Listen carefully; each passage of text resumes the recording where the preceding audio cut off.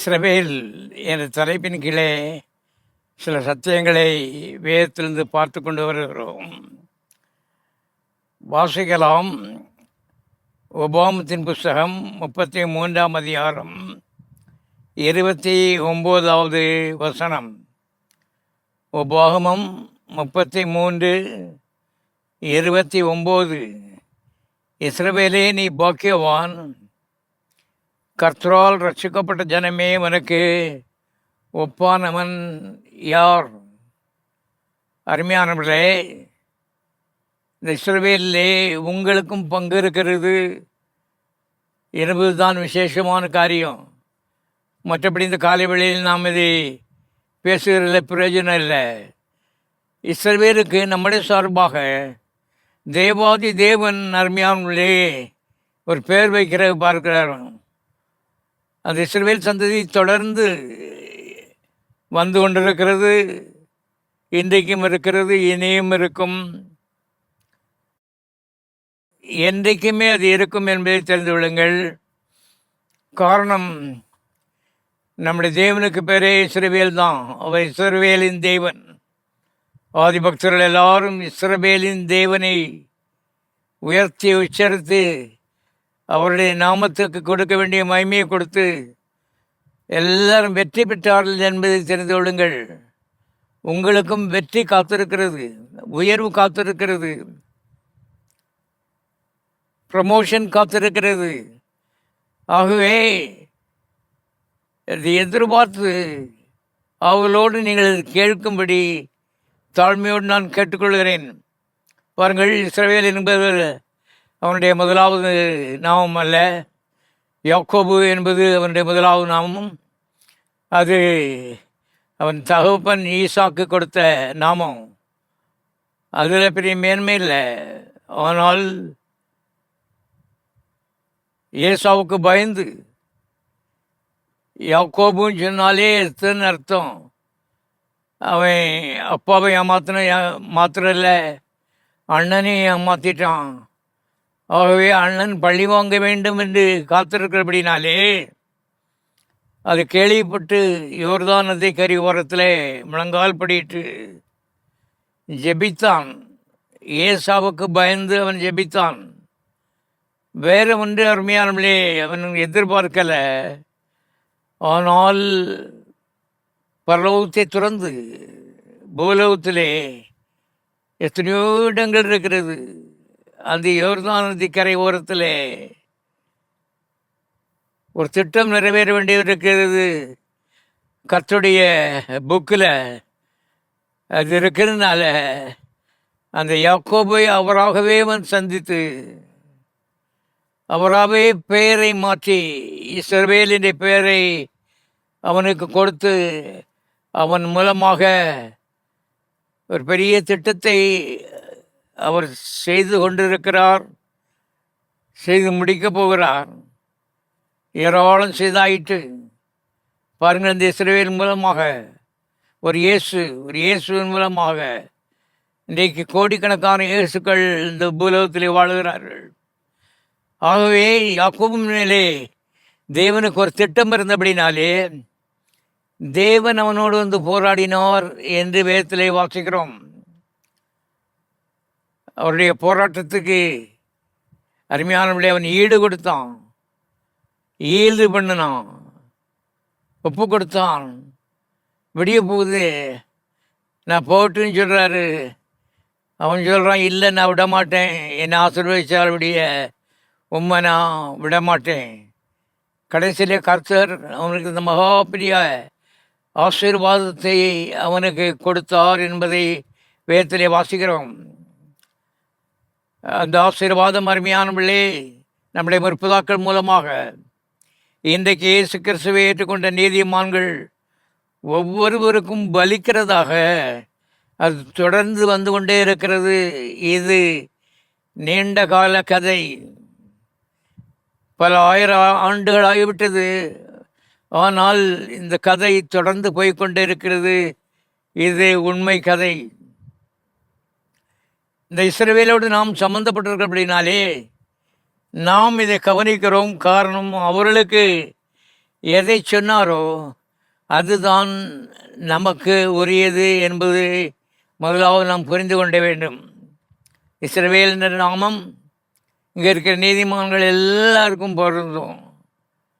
இயேசு கிறிஸ்துவை ஏற்றுக்கொள்ளாதவர்கள் இயேசுவை உள்ளே வாரும் என்று அவருக்கு அழைப்பு கொடுங்கள். இயேசுவை ஏற்றுக்கொண்டவர்கள் நான் ஒரு இஸ்ரவேலன் என்று அருமையானவர்களே தைரியமாக சொல்லலாம். தேவனுடைய காரியங்களிலே இன்றைக்கு விசேஷமாக புதிய ஏற்பாட்டிலே இயேசு கிறிஸ்துவின் ரத்தம் நமக்கு ஒரு தைரியத்தை கொடுத்திருக்கிறது என்று எழுதப்பட்டிருக்கிறது. ஆகவே நான் ஒரு இஸ்ரவேலன் என்று தைரியமாய் சொல்கிறேன். தேவனிடத்தில் கேட்கவில்லை, ஆனால் தேவன் என்னை பாராட்டுகிறார் என்பது எனக்கு தெரியும். ஏனென்றால் இஸ்ரவேல் அது தேவன் கொடுத்த நாமம், தேவனுடைய ஆலோசனை, தேவனுடைய திட்டம், பரலோகத்தின் ஆலோசனை, அது எல்லாம் அதற்குள் அடங்கியிருக்கிறது. காலாவட்டமாக எல்லாதன் காலத்திலே நேர்த்தியாய் கர்த்தர் செய்து வந்திருக்கிறார். இப்பொழுதும் செய்கிறார், உலகம் பூராவும் செய்து கொண்டிருக்கிறார், இனியும் செய்வார் என்பது நிச்சயம். உங்களை கொண்டு கர்த்தர் அதை செய்வார். உங்களுக்கு ஒரு அதில் பங்கு இருக்கிறது. ஆகவே நீங்கள் இதை புரிந்து கொண்டு நாட்களில் இயேசு கிறிஸ்துவை ஏற்றுக்கொண்டிருப்பது நல்லது. ஆனால் கர்த்தர் எதற்காக பிடித்திருக்கிறார், என்ன நோக்கம் பாருங்கள். எப்போதுமே தேவன் அருமையானவர்களே உயர்வுக்கென்றே நம்மை அழைத்திருக்கிறார், ப்ரமோஷனுக்கென்றே நம்மை அழைத்திருக்கிறார். யாக்கோபு எத்தனாக இருந்தவன் தனிப்பட்ட வாழ்க்கையிலே கடனாளியாய் ஏமாற்றி வாழ்க்கையிலே தோற்று போயிருந்த ஒரு மனிதனை அத்தனை தூரம் கர்த்தர் உயர்த்தி அவனுடைய சந்ததியிலே இயேசுவை பிறக்க வைத்து இன்றைக்கும் அவருடைய திட்டத்திலே கர்த்தர் அக்கறையாக இருக்கிறார். அதே போல உங்களை குறித்து தேவனுக்கு ஒரு திட்டம் இருக்கிறது. அதிலே தேவன் அக்கறையாக இருக்கிறார். அதை அவருடைய மனதின் பின்னாலே வைத்துத்தான் உங்களை ரட்சித்திருக்கிறார் என்பதை நீங்கள் திட்டமாய் அறிந்து கொள்ளுங்கள். ஆகவே இஸ்ரவேல் என்பது தேவன் அவனுக்கு கொடுத்த நாமம். இஸ்ரவேல் என்றால் தேவனுடைய பிரபு அல்லது தேவனுடைய வாரிசு என்ற அர்த்தம். ஆகவே நண்பர்களே, இந்த பெயர் மூலமாக வருகிற எல்லா ஆசீர்வாதங்களும் 1000 ஆண்டுகள் ஓடிவிட்டது. ஆனால் இன்றைக்கு இந்த ஆசீர்வாதங்கள் மெய்ப்பொருளாக இருக்கிறது. நம்மளை தேவன் மாறாதவராக இருக்கிறார். அவருடைய ஆசீர்வாதங்கள் மாறாததாக இருக்கிறது. யாக்கோபுக்கு எதை செய்ய வேண்டும் என்று ஆரம்பித்தாரோ அந்த திட்டத்தை உன்னிலே ஒரு முடிக்க விரும்புகிறார். ஆகவே இஸ்ரவேலை குறித்து பார்த்து கொண்டிருக்கும் போது சில மக்கள் நீ கேட்காங்க, இஸ்ரவேலை ஆசீர்வதிப்பதே கர்த்தருக்கு பிரியம் என்று போட்டிருக்க. அப்போ ஆசீர்வாதம் மாத்திரம்தான் நம்மளோட வாழ்க்கையின் பங்குன்னு சொன்னால் சாபங்கள், செய்வினை, பெல்லிசூனியம், மாந்திரவாதம் இவையெல்லாம் எங்கேருந்து வருகிறது என்ற ஒரு கேள்வி அருமையானவர்களே நிச்சயமாக எழுகிறது. இந்த உலகத்தில் அருமையானவர்களே ஆசீர்வாதமும் இருக்கிறது, சாபமும் இருக்கிறது, தேவனும் இருக்கிறார், பிசாசும் இருக்கிறான். ஆகவே தான் இந்த காலை வேளையிலே பிசாசை குறித்து ஒரு சில விவரங்களை வேதத்திலிருந்து திட்டமாக அருமையானவர்களே வசனபூர்வமாக நாம் கற்றுக்கொள்ளும்படி நான் சொல்ல விரும்புகிறேன். தேவனாய் கர்த்தர் மனிதனை ஆதியிலே ஏதேன் தோட்டத்திலே ஆதாமை படைத்து வைப்பதற்கு முன்பதாக தூதர்களை படைத்து விட்டார் என்பதை முதலாவது தெரிந்து கொள்ளுங்கள். இந்த தூதர்கள் அவருடைய வேலைக்காரராக இருக்கிறார் என்று வேதம் சொல்லுகிறது. 103வது சங்கீதம் 20வது வசனம். சங்கீதம் 103:20. அவருடைய வசனத்தின்படி செய்கிற வல்லமையான தூதரே, அவருடைய வேலைக்காரரே, அவரை சோத்தரியுங்கள். ஆகவே தூதர்கள் படைக்கப்பட்ட நோக்கம் தேவனுடைய வேலைக்காரராக இருக்கும்படி. அது மாத்திரமல்ல, அந்த இஸ்ரவேல் குடும்பத்தில் வந்த நம்ம எல்லாருக்கும் ஊழியம் செய்யும்படி வேலைக்காரராக இருக்கும்படி அவர்கள் படைக்கப்பட்டார்கள் என்பதை தெரிந்து கொள்ளுங்கள். இன்றைக்கும் அவ்விதமாக தான் அவர்கள் செயல்பட்டு கொண்டிருக்கிறார்கள். பாருங்கள், ஆகவே ஆயிரக்கணக்கான வேலைக்காரரை, தூதரை, வல்லமையான தூதர் என்று வேதமே சொல்லுகிறது. அவர்களை முதலாவது படைத்தார். ஆயிரக்கணக்கான அந்த தூதருக்கு 3 தலைவர்களை வைத்தார். அவர்களுக்கு பேர் பிரதான தூதன். ஆகவே அந்த முதலாவது பிரதான தூதனுக்கு பேர் காபிரியேல். அவனை பற்றி எழுதப்பட்டிருக்கிறது லூக்கால் சுவிசேஷம், லூக்கா 1:19. லூக்கா 1:19. தேவதூதன் அவனுக்கு பிரயுத்தரமாக, நான் தேவ சன்னிதானத்திலிருந்து நிற்கிற காபிரியேல் என்பவன், உன்னுடனே பேசவும் உனக்கு இந்த நற்செய்தியை அறிவிக்கவும் அனுப்பப்பட்டு வந்தேன் என்று சகரியாட்ட சொல்கிறான். ஆகவே செய்திகளை அனுப்புகிற ஒரு டிபார்ட்மெண்ட்டு, அது 3 அதற்கு தலைவன் காபிரியேல் என்பதை தெரிந்து கொள்ளுங்கள். அது மாத்திரமல்ல, தானியேல் புஸ்தகம், தானியேல் 10வது அதிகாரம் 12வது வசனம். தானியேல் 10:12. இங்கே தேவனுடைய வார்த்தை அவனுக்கு வருகிறது. தானியேலே, பயப்படாதே, உன் வார்த்தைகள் முதல் நாளிலேயே கேட்கப்பட்டது. பெர்ஷியா தேசத்தின் அதிபதி 21 நாள் மட்டும் எனக்கு எதிர்த்து நின்றான். ஆனாலும் பிரதான அதிபதியில் ஒருவனாகிய மிகாவேல் எனக்கு உதவியாக வந்தான். அதனால் நான் அங்கே பெர்ஷியாவின் ராஜாக்களிடத்திலே 21 நாள் தரித்திருந்தேன். பழைய ஏற்பாட்டிலே பாருங்கள், பரிசுத்தவான்களுடைய ஜெபங்களை தடுப்பதற்கு இந்த பிசாசுகளுக்கு அதிகாரம் இருந்தது. அதில் அந்த பெர்ஷியா தேசத்தினுடைய ஒரு பிசாசு பாருங்க, அது தானியேலுடைய ஜெபத்தை தடுத்து நிறுத்தி வைத்து கொண்டிருந்தது. 21 நாள் கழிச்சு மிகாவேல் வானத்திலிருந்து வந்து பாருங்க, அவனை விரட்டி அடித்தான். அதனாலே இன்றைக்கு பதில் உனக்கு வந்திருக்கிறது. தானியேலுக்கு பதில் வந்தது. அருமையானவர்களே, ஆகவே செய்திகளுக்கு பொறுப்பாக இருக்கிற அந்த தூதர்களுடைய கூட்டத்தில் காபிரியேல் தலைவனாயிருந்தான். யுத்தங்களுக்கு பொறுப்பாக இருக்கிற அந்த கூட்டத்தில் மிகாவேல் தலைவனாயிருந்தான். இன்னொரு கூட்டம் இருந்து எழுதப்பட்டிருக்கிறது. அது என்ன கூட்டம்? அது ஆராதனை கூட்டம். கர்த்தரை ஆராதிக்கிற ஒரு கூட்டம். ஆயிரக்கணக்கான தூதர்கள் இருந்தார்னு எழுதப்பட்டிருக்கிறது. இன்றைக்கும் அதுதான் பரலோகத்திலே நடந்து கொண்டிருக்கிறது. நாம் இதெல்லாம் புரிந்து கொள்ளும்படி வேதம் என்ற ஒரே ஒரு புஸ்தகம் தேவனை குறித்தும் பரலோகத்தை குறித்தும் சரியான விளக்கத்தையும் உண்மையையும் கொடுக்கிறது. இதற்கு பேர் சத்திய வேதம். பாருங்க, இது இதிகாசம் இல்லை, அல்லது ஏதோ மனுஷன்ட்ட சொன்ன கதை இல்லை, ஏதோ ஒரு டயலாக் இல்லை.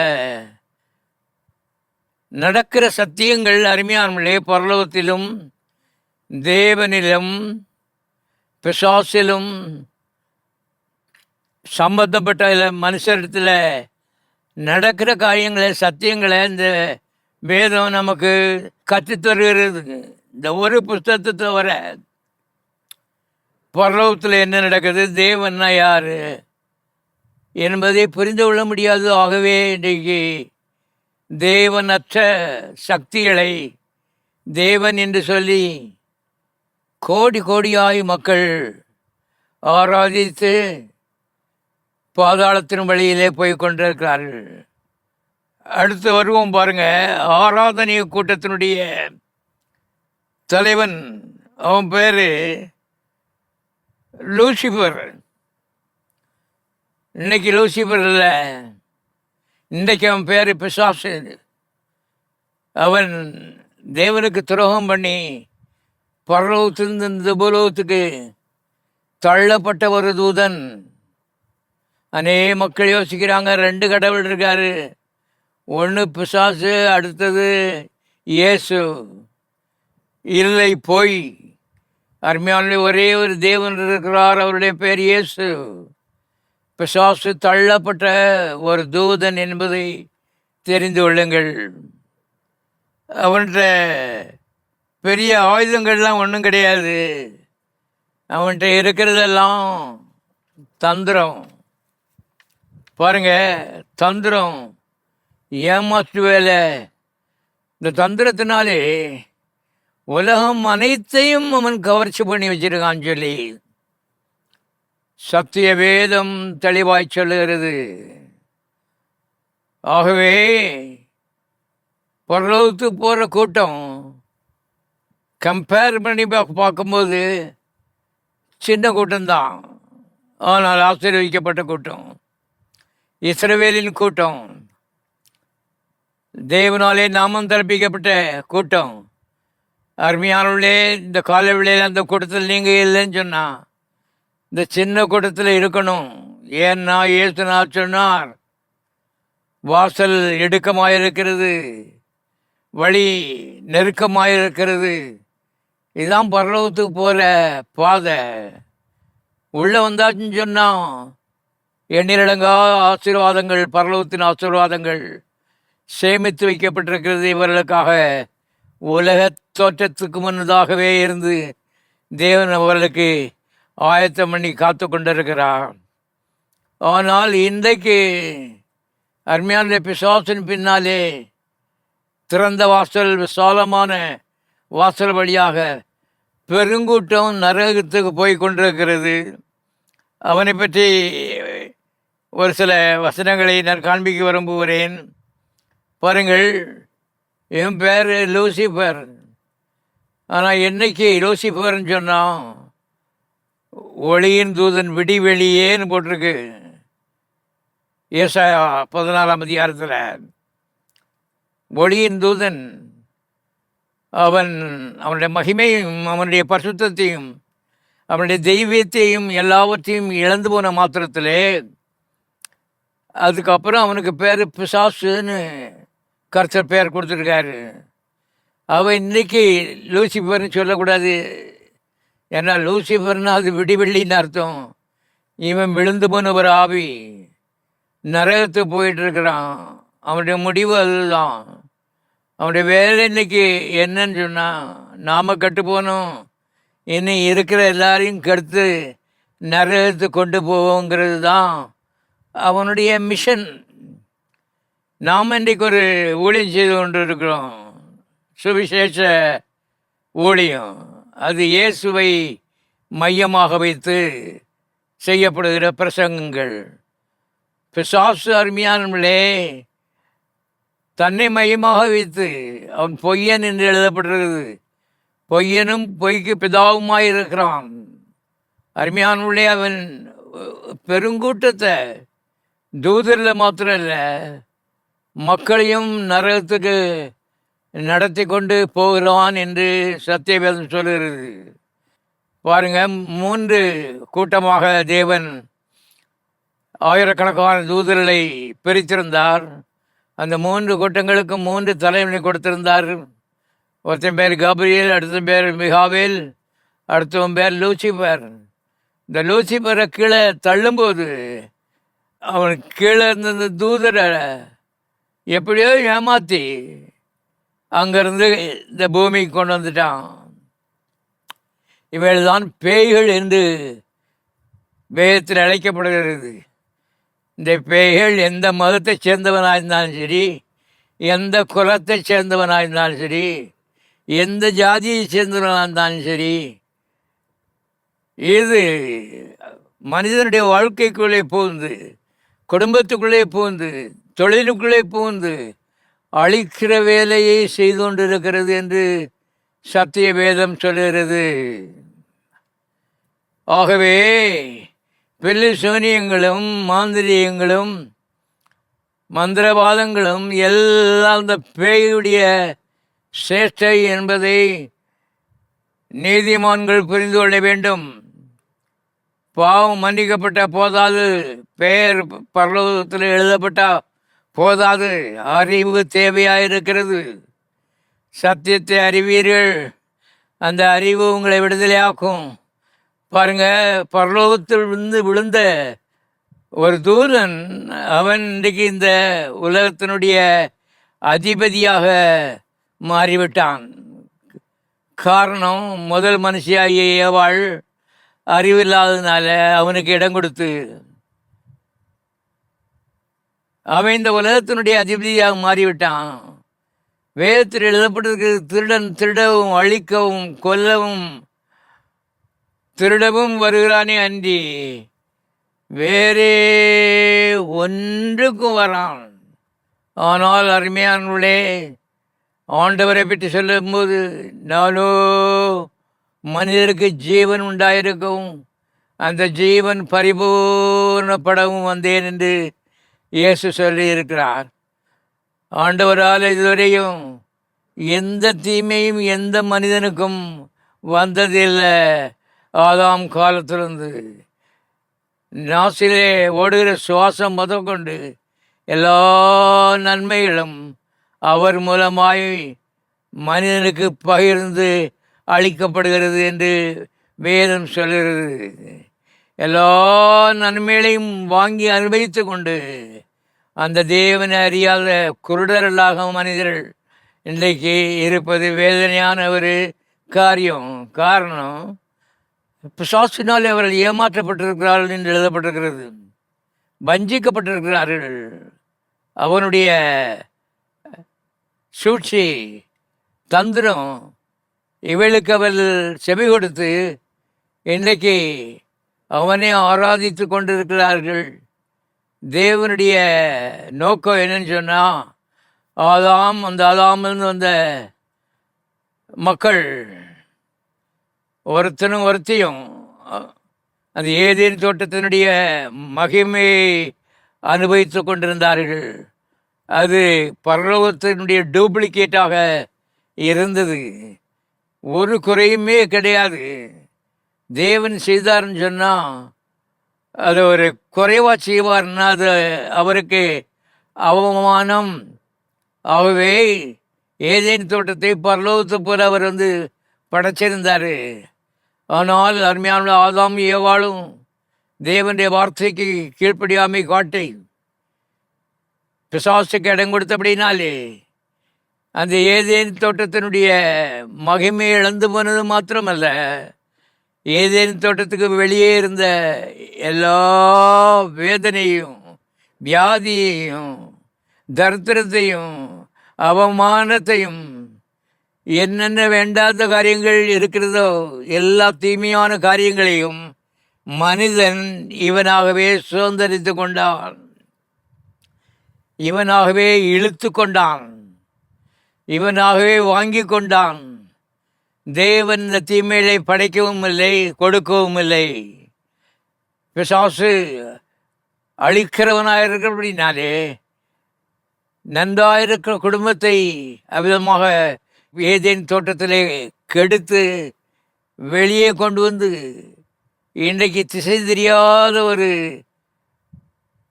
மனுஷனை போல, கண்ணு தெரியாத ஒரு மனுஷனை போல மனுக்குலம் படித்த மனுக்குலம், டிகிரி நிறையா வச்சுருக்காங்க, ஆனால் வாழ்க்கையில் பூஜ்ஜியம், எல்லாமே தோல்வி, எதை எடுத்தாலும் நஷ்டம். இப்படிப்பட்ட நிலையிலே மனிதர்கள் வாழ்ந்து கொண்டிருக்கிறார்கள். ஆனால் அவருடைய திருப்தி என்னென்னா, ஏதோ ஒரு சாமியை கும்பிடுறோம், ஏதோ ஒரு தெய்வத்தை கும்பிடுறோம். ஏதோ ஒரு தெய்வம் அல்ல, ஒரே ஒரு தெய்வம் உண்டு. அவருடைய பேர் இயேசு. உண்மை தேவனை ஆராதிக்க வேண்டும். உண்மை தேவனை எடுத்து காட்டுகிற புஸ்தகம் சத்திய வேதம் மாத்திரமே. கிறிஸ்தவம் ஒரு மதம் அல்ல. கிறிஸ்தவம் அருமையானே பரலோகத்துக்கு வழிகாட்டுகிற ஒரு பாதை. இதில் முன்னாலே போகிறவர் தேவன். அவர் மனிதனுக்கு நன்மையை மாத்திரம் செய்கிறவர். காரணம், நன்மையாகவே அவர் இருக்கிறார் என்று எழுதப்படுகிறது. உச்சந்தலைந்து உள்ளங்கால் வரைக்கும் நன்மையாக இருக்கிறார். தீமை செய்ய அவருக்கு தெரியாது. இதுவரைக்கும் தீமை யாருக்கும் செய்ததில்லை. எல்லா தீமைகளையும் பிசாசம் செய்துவிட்டு பழிய கடவுள் மேலே தூக்கி போடுறான். இவனுங்க ஆன்னு வாயப்பிழந்ததை வாங்கி அதை உள்ளே வச்சுக்கிட்டு கடவுளை இப்படி செய்வார், அப்படி செய்வார், எப்படி செய்வார், எல்லா தீமை நன்மை சாவு கல்ற தோட்டம் கல்யாணம் எல்லாம் கடவுளாக தான் நடக்குது சொல்லி இதை பேசி கொண்டிருக்கிறார்கள். அதனால ஒரே ஒரு தேவன் உண்டு, அவரை பேர் இயேசு. அவர் நன்மை மாத்திரம் செய்கிறவர்.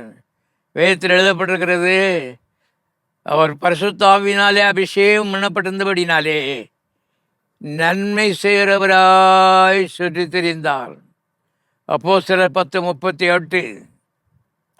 அப்போஸ்தலர் 10:38 சொல்கிறேன் பாருங்க. தேவன் அவருடனே கூட இருந்தபடினாலே நன்மை செய்கிறவராய் சுற்றி தெரிந்தார். ஆகவே நல்ல காரியம் நடக்குது, குழந்தை பிறக்குது, கல்யாணம் நடக்குது, ஏதோ நல்ல காரியம், ஒரு ப்ரமோஷன் வந்திருக்குது, எல்லாம் புறத்துல இருந்து ஜோதிகள் பிதாவாய் இயேசுவினிடத்திலிருந்து உனக்கு இறங்கி வருகிறது என்று சத்திய வேதம் திட்டமாய் சொல்லுகிறது. எல்லா தீமைகளும் செய்வனையும் எல்லா பில்லி சூனியங்களும் எல்லா வியாதிகளும் பலவீனங்களும் கல்லறை தோட்டங்களும் சுடுகாடும் இடுகாடும் எல்லாம் பிசாசினிடத்திலிருந்து வந்தது என்பதை தெரிந்து கொள்ளுங்கள். மனிதன் இதற்காக படைக்கப்பட்டவன் அல்ல. மனிதன் பரலோகத்தை போல இந்த பூலோகத்திலே தேவனை போல வாழும்படி பரிசுத்தவானாய், ஆரோக்கியவானாய், ஐஸ்வர்யவானாய், அவன் நல்ல சுகதேவியாய், வெற்றி பெறுகிறவனாய், நீடித்து வாழுகிறவனாய் வாழும்படி தேவன் அவனை படைத்திருந்தான். ஆனால் பிசாசனுடைய தந்திரத்துக்கு அவன் இடம் கொடுத்து பொய்யை நம்பி பொய்யை அவன் எடுத்துக்கொண்டபடினாலே அவன் சந்ததியும் சபிக்கப்பட்டு இன்னைக்கு இந்த உலகம் எப்படி இருக்கிறது என்று நாம் பார்க்கிறோம். ஆசீர்வதிக்கப்பட்டவர்கள் இருக்கிறார்கள். அவள் யார்? மெய்தேவனாக இயேசுவை உள்ளத்தில் ஏற்றுக்கொண்டு பாவம் மன்னிக்கப்பட்டு நல்ல சுகதைகளாய் அவர்கள் நீதிமான் கூட்டத்தில் இருக்கிறார்கள். ஏற்கனவே சொன்னது போல அது கொஞ்சம் சின்ன கூட்டம், இது பெரிய கூட்டம் நரகத்துக்கு போகிறது. பிசாசு அவங்களை ஏமாற்றி அவ்விதமாக தீமையான வழியில் நடக்க வைக்கிறான். வாழ்க்கை அதை பொறுத்து தீமையாகவே இருக்கிறது. நீதிமான்களுக்கு கூட இந்த விஷயத்தில் சரியான ஒரு அறிவு இல்லை. அவங்க யோசிக்கிறாங்க, 2 கடவுள் உண்டு, ஒன்று இயேசு, அடுத்தது பிசாசு. அருமையான மொழி போய் என்பதை தெரிந்து கொள்ளுங்கள். ஒரே ஒரு தேவன் தான் உண்டு, அவர் பெயர் இயேசு. அடுத்தது சத்துருவாகிய பிசாசு. அவன் அருமையானவர்களே தேவனுடைய சத்துரு என்பதை தெரிந்து கொள்ளுங்கள். தேவன் பரலோகத்தில் இருக்கிறார், பிசாசு பாதாளத்தில் இருக்கிறான். தேவன் பரிசுத்தர், பிசாசு மகா பெரிய பாவி. தேவன் சத்தியவான், பிசாசு பொய்யன். ஆகவே எந்த சாமியை கும்பிட்டான்னு ஏதோ ஒரு சாமி. உண்மையான சாமி அருமையானவர்களே நாம் புரிந்து கொள்ள வேண்டும். எங்கே என்று கண்டுபிடிக்க வேண்டும். இன்றைக்கு பிள்ளைக்கு நல்ல ஸ்கூலில் இடம் கிடைக்கணும்னா அலையிறோம், ரேஷனுக்கு அலையிறோம். பாருங்கள், கிஃப்ட் கொடுக்கான்னு சொன்னால் அதுக்கு பின்னால் ஓடுறோம், காத்து கிடக்கிறோம். ஆனால் அருமையானவர்களே, உண்மை தேவனை கண்டுபிடிப்பதற்கு எந்த முயற்சி எடுக்கிறதில்ல. ஏதோ ஒரு சக்தியை நம்ம கும்பிடுறோம். நான் உங்களுக்கு ஒன்று சொல்லுகிறேன் அருமையானவர்களே, பிசாசு பரலோகத்திலிருந்து அருமையானவர்களே கீழே விழும் பொழுது தன்னோடு சேர்ந்த தூதர்கள், ஆயிரக்கணக்கான தூதர்களை அவங்க கீழே கொண்டு வந்துட்டான். அவள் பூலோகத்திலே தான் சுற்றி திரிகிறார்கள். இந்த உலகத்திற்கு எல்லா தீமைகளுக்கும், வேதனைகளுக்கும், சாவுகளுக்கும், கரை தோட்டங்களுக்கும் எல்லாத்துக்கும் அவள்தான் காரணங்கள். ஆனால் அருமையானவர்களே, மக்கள் பார்த்தீங்கன்னு சொன்னால் ஏதோ ஒரு சக்தியை நாம் கும்பிட்டோம். இல்லை அருமையானவர்களே, பரலோகத்துக்கு போகணுன்னு சொன்னால் ஒரே ஒரு வழி இருக்கிறது. நானே வழியும் சத்தியமும் ஜீவனுமாயிருக்கிறேன், என்னை அல்லாமல் ஒருவனும் பரலோகத்துக்கு வரான் என்று இயேசுநாதர் சொல்லியிருக்கிறாரு. வருத்தப்பட்டு பாரம் சுமக்கிறவர்களே, நீங்கள் எல்லாரும் என்னிடத்தில் வாருங்கள். ஒரு ஆள்கிட்ட தான் வர முடியும். நான் உங்களுக்கு இளைப்பாறுதல் தருவேன். அவை வாழ்க்கையில் இளைப்பாறுதல், சமாதானம், சாந்தி, நிம்மதி, நீ தேடுகிற நிறைவு உண்டாக வேண்டுமானால் அவருடைய பேர் இயேசு, அவர்தான் தேவன். அருமையானவர்களே, நானே தேவன் என்று அவர் சொல்லியிருக்கிறார். பூமியின் எல்லை எங்கும் உள்ளவர்களே, என்னை நோக்கி பாருங்கள், ரட்சிக்கப்படுவீர்கள், காப்பாற்றப்படுவீர்கள், சுகமாக்கப்படுவீர்கள், தரித்திரத்திலிருந்து விடுதலையாக்கப்படுவீர்கள். உங்கள் பீட சாபம் அருமையாக குடும்பத்தை விட்டு ஒழிந்து போகும். ஆகவே சத்தியத்தை கேட்டு அதன்படி நடக்கிற ஒரு மனுஷன் நான் பாக்கியவான், அவன் ஆசீர்வாதமாக இருப்பான், நீர்க்காலின் ஓரமாய் நடப்பட்ட மரத்தை போல இருப்பான் என்று சத்திய வேதத்தில் எழுதப்பட்டிருக்கிறது. இங்கே பாருங்கள், இந்த பிசாசு இந்த பூலோகத்தில் விழுந்ததுக்கப்புறம் அவனுக்கு பிசாசுன்னு கடவுள் பேரை கொடுத்துருக்காரு. இந்த வசனத்தை வாசிக்கிறேன். மத்தேயு 25ஆம் அதிகாரம், மத்தேயு 25வது அதிகாரம் 41வது வசனம். 41வது வசனம். சபிக்கப்பட்டவர்களே, என்னை விட்டு பிசாசுக்காகவும் அவன் தூதர்களுக்காகவும் ஆயத்தம் பண்ணப்பட்டிருக்கிற நித்திய அக்கினியிலே போங்கள். பாருங்கள், உண்மை தேவனை ஆராதிக்காதபடி, வாழ்க்கை விருப்பப்படி அருமையான நடத்துகிறவர்களுடைய முடிவை இங்கே நாம் வாசிக்கிறோம். சபிக்கப்பட்டவர்களே, பிசாசுக்காகவும் தூதர்களுக்காகவும் ஆயத்தம் பண்ணப்பட்ட நரகம். ஆகவே நரகம் என்பது அருமையானவர்களே 24 மணி நேரமும் அக்கினி எரிந்து கொண்டிருக்கிற இடம். அதை மனிதனுக்காக கடவுளை உருவாக்கவில்லை. ஆனால் மனிதன் எனக்கு பிசாசு தான் வேணும்னு சொல்லும்போது கர்த்தர் சொல்றாரு, போ பின்னால், உன்னுடைய சாய்ஸ், என்னையே சொல்லாத.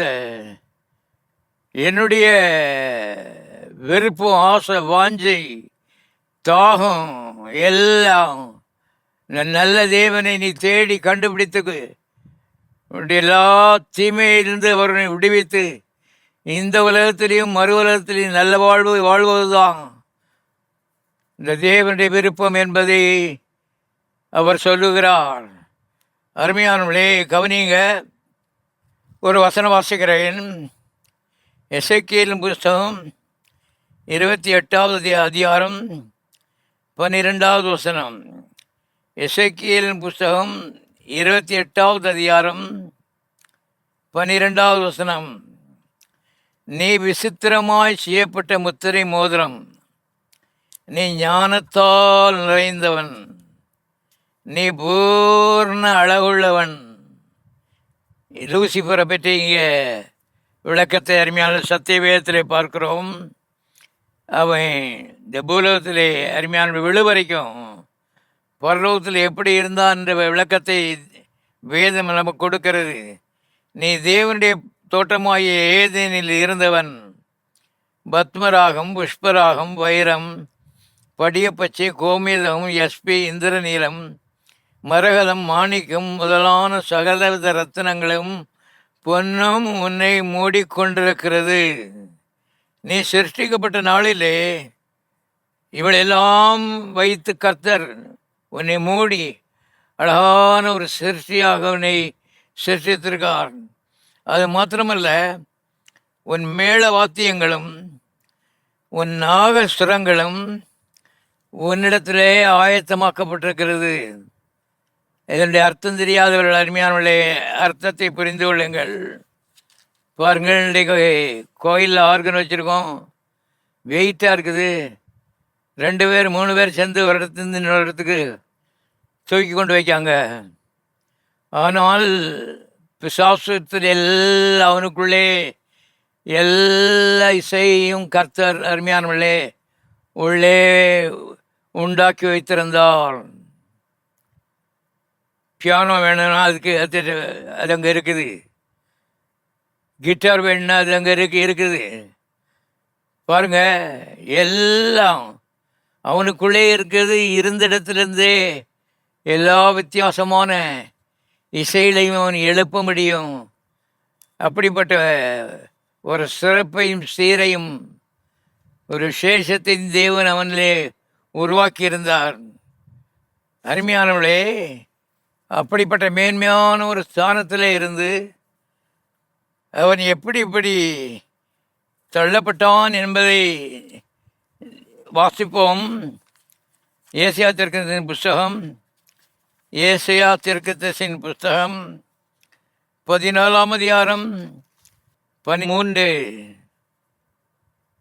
நான் வானத்துக்கு ஏறுவேன், தேவனுடைய சிங்காசனங்களுக்கு நட்சத்திரங்களுக்கு மேலாக என் சிங்காசனத்தை உயர்த்துவேன். வடபுறங்களில் உள்ள ஆராதனை கூட்டத்தின் பர்வதத்திலே வீற்றிருப்பேன். நான் மேகங்களுக்கு மேலாக உன்னதங்களில் ஏறுவேன். உன்னதமானவருக்கு தேவனுக்கு ஒப்பாவேன் என்றும் நீ உன் இருதயத்தில் சொன்னாயே. ஆனாலும் நீ அகாதமான பாதாளத்திலே தள்ளுண்டு போனாய். 3 பிரதான தூதர்கள் உண்டு என்று நான் சொன்னேன். மிகாவேல், காபிரியேல், அடுத்தது லூசிபர். பாருங்கள், மிகாவேல், காபிரியேல் கர்த்தரின் தூரத்தில் ஏதோ ஒரு வேலை பார்த்துட்டு இருக்காங்க.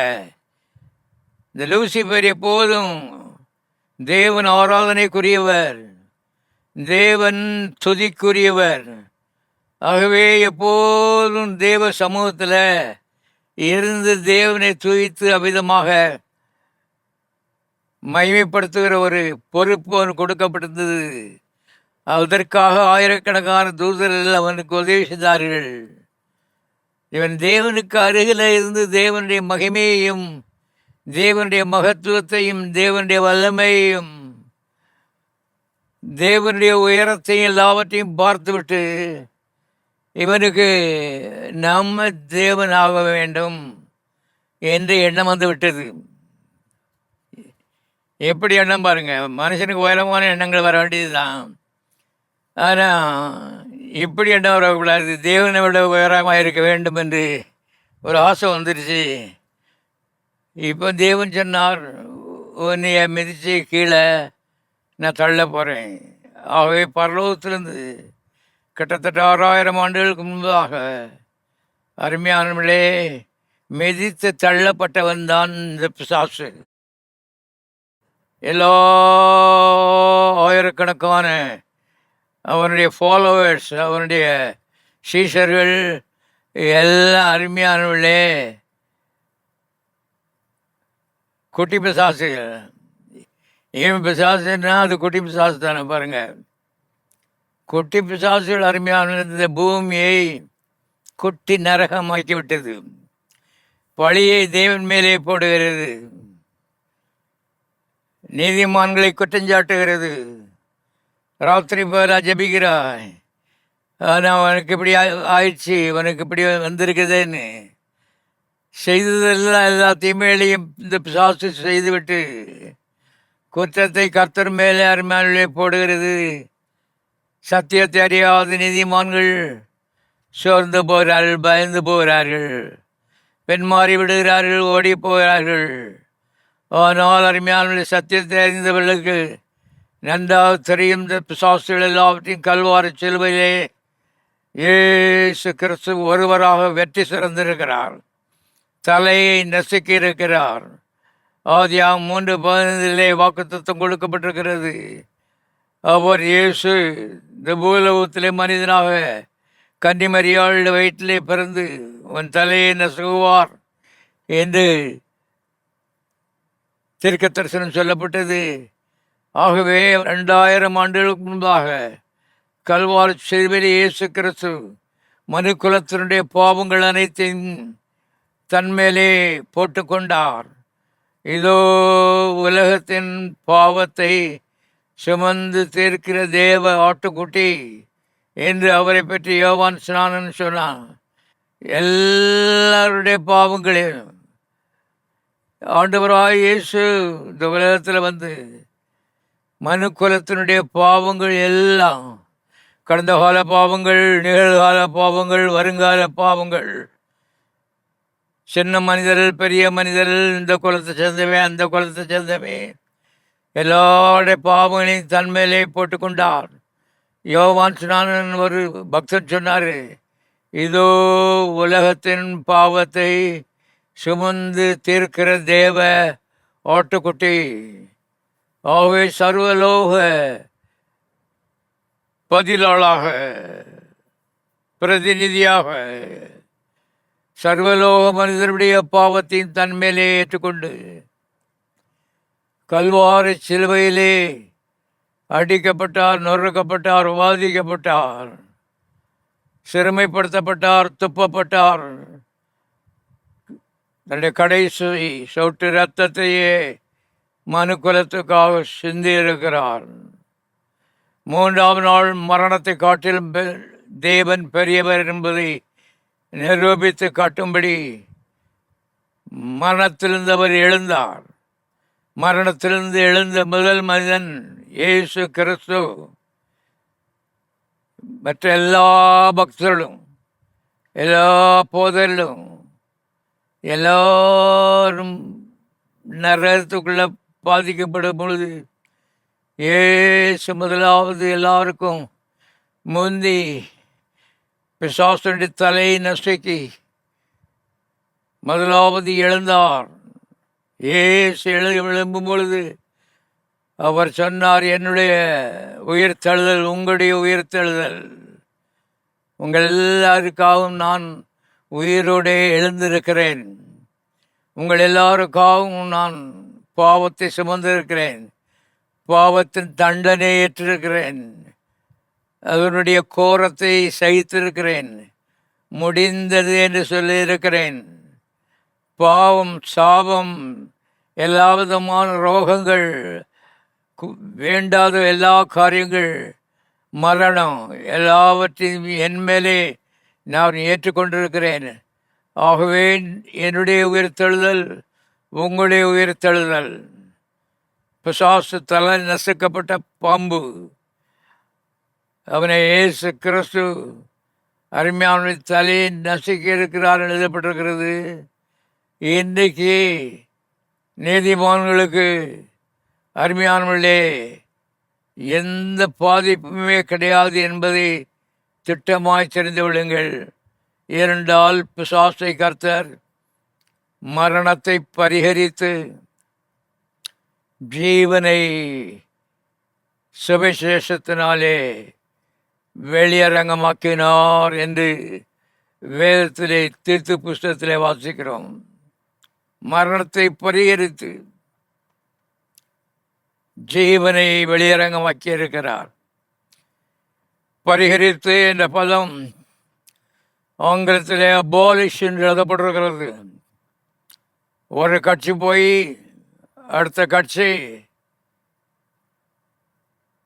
அரசாங்கத்தை ஆரம்பிக்கும்போது முதலாவது அவர் செய்கிற வேலை அந்த பழைய கட்சி இயற்றின எல்லா சட்டங்களையும் அபாலிஷ் பண்ணுறது தான் முதல் வேலை. அபாலிஷ் பண்ணிவிட்டு இவங்க வேறு சட்டங்களை போடுவாங்க. ஏசு அருமையான 2000 ஆண்டுகளுக்கு முன்பாக மனு குலத்தினுடைய பாவம், சாபம், ரோகம், பெல்லிசூனியம்,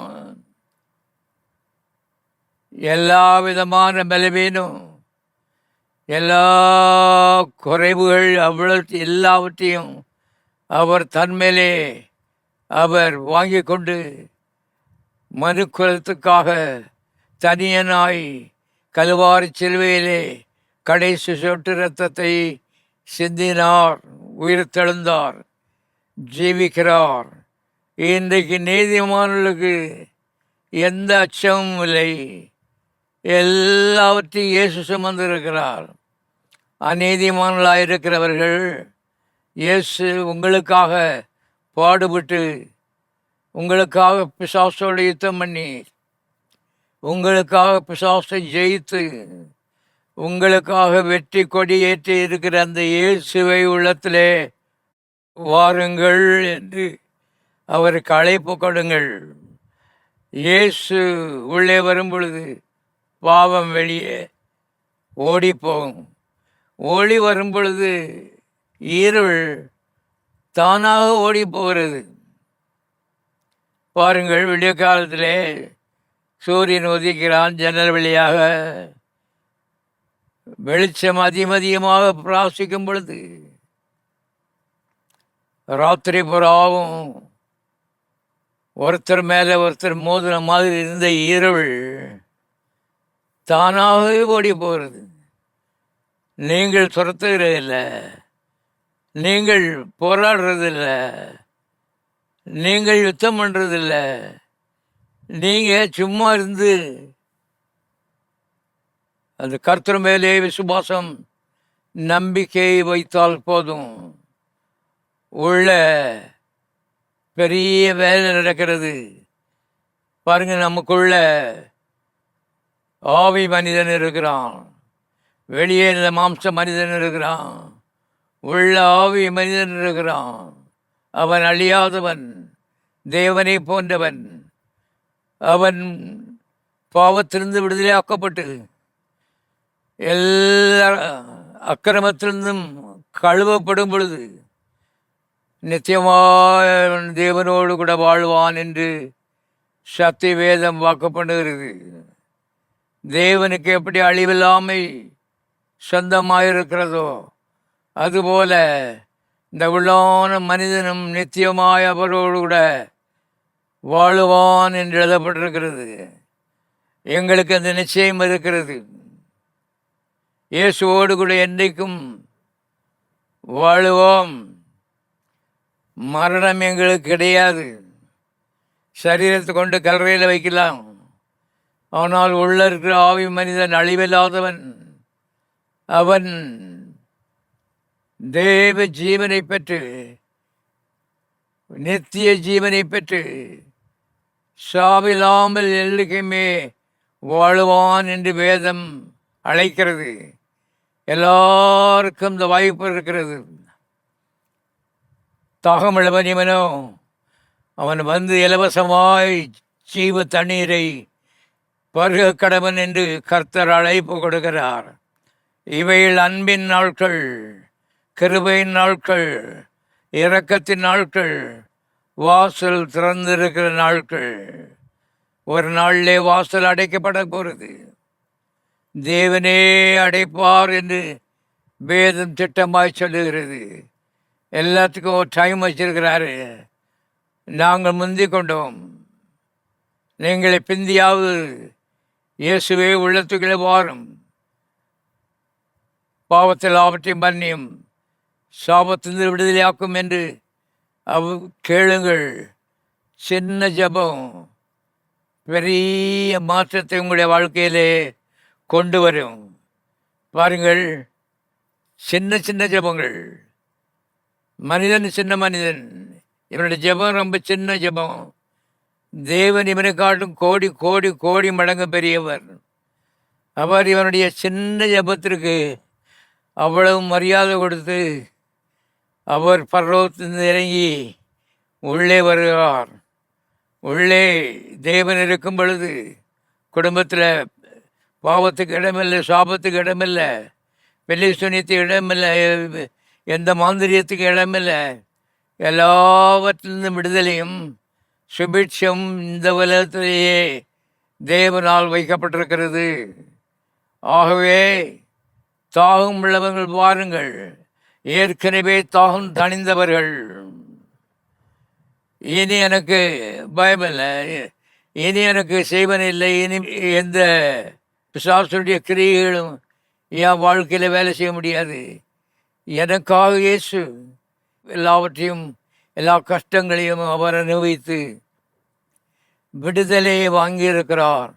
அவர் வாங்கின விடுதலை என்னுடைய விடுதலை, அவருடைய வெற்றி என்னுடைய வெற்றி.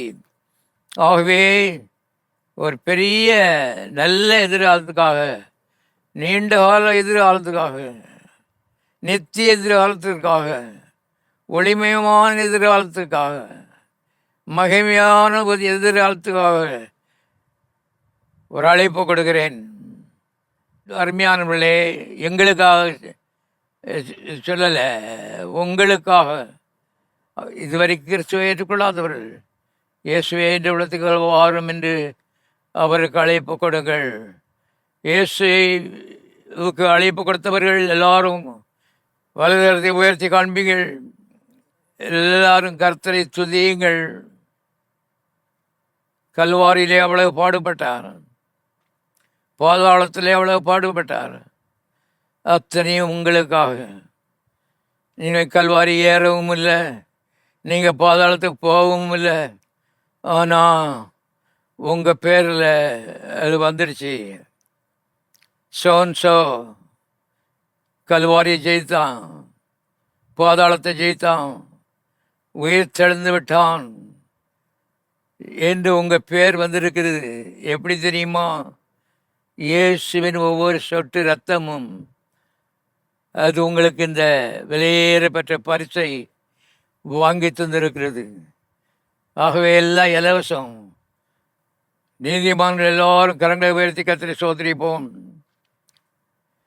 ஜெபிப்போம். பரலோக பிதாவே, நாம் ஸ்தோத்திரிக்கிறோம். நம்முடைய வேதத்துக்காக உங்களுக்கு ஸ்தோத்திரம் கர்த்தாவே. சத்திய வேதம் பேய்களை குறித்த அறிவு, பிசாசுகளை குறித்த அறிவு, தேவனை குறித்த அறிவு, தேவதூதரை குறித்த அறிவு, பாதாளத்தை குறித்த அறிவு, பரலோகத்தை குறித்த அறிவு, நித்திய வாழ்வை குறித்த அறிவை தெளிவாக எங்களுக்கு தருகிறபடினால் நாங்கள் ஸ்தோத்திரிக்கிறோம். சத்திய வேதத்துக்காக கோடி ஸ்தோத்திரம் கர்த்தாவே. ஆண்டவர் எல்லா நாட்களிலும் நம்முடைய அறிவிலே பெருக பரிசுத்த ஆவியானவர் எல்லாருக்கும் உதவி செய்வீராக. பாவம் மன்னிக்கப்பட்டவர்களுக்காக ஸ்தோத்திரம். தெய்வ கிருபை அவளை சந்திரித்திருக்கிறது. 800 கோடி மக்களில் கர்த்தாவின் இந்த பாக்கியம் எங்களுக்கு கிடைத்த இந்த அன்புக்காக உமக்கு ஸ்தோத்திரம். இந்த சாக்கியத்துக்குள்ள வராதவர்கள் எல்லாரும் பாவம் மன்னிக்கப்பட சமானத்தை பெற பரிசுத்த ஆவியானவர்களுக்கு உதவி செய்வீராக. அப்படி செய்கிறீர், அதற்காக உமக்கு நன்றி. இயேசுவின் நாமத்தில் பிதாவே.